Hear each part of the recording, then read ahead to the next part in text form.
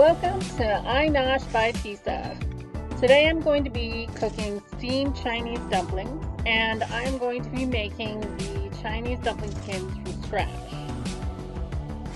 I'm going to start today by mixing all of the ingredients for the wrappers.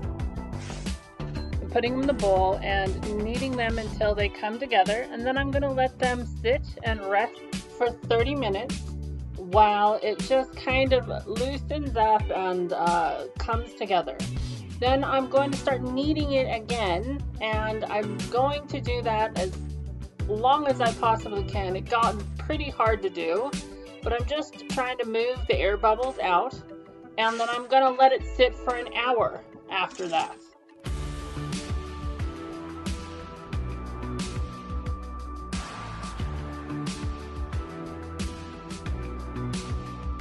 After everything comes together and the ball starts to look smooth, I shape the thing into, as much as I can, a tube, and I'm gonna start cutting it into pieces. If you're doing this, you really want to be sure to flour those pieces and then put them under a moist cloth or some kind of thing that's going to keep the moisture.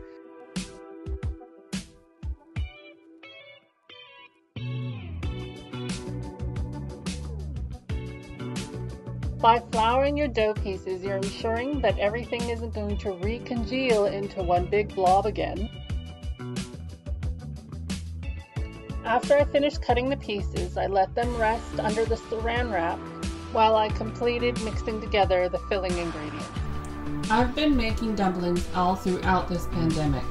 Dumplings are very cheap and they freeze very nicely, and as far as cooking goes, they're pretty easy.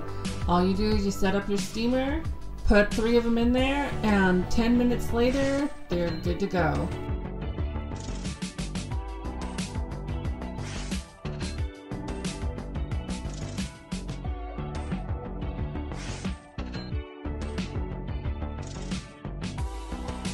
After I'm finished adding all the ingredients, I get down into it. I love using my hands to mix everything together.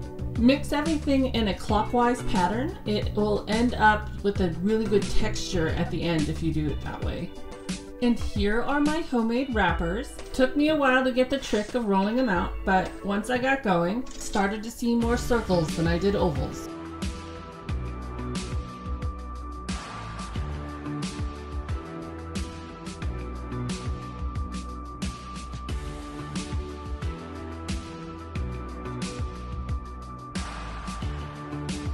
The way I fill and fold my dumplings changes with the weather.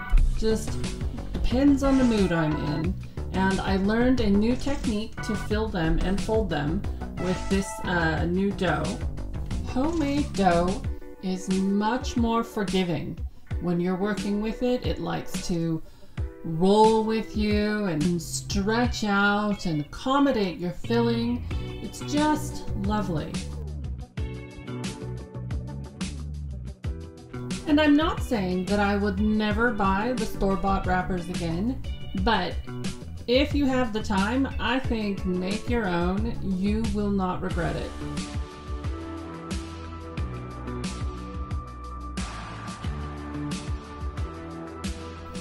You're going to set up your steamer, and you're going to put everything in the basket that you want to steam, and all I do is once it's all set, I turn on the timer for 10 minutes and I let it go.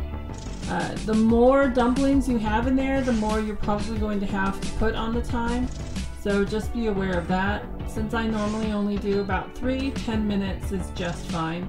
I think that depending on whether you have things frozen or whether they're fresh will affect how long you need to cook them. I typically steam 3 dumplings on high for 10 minutes.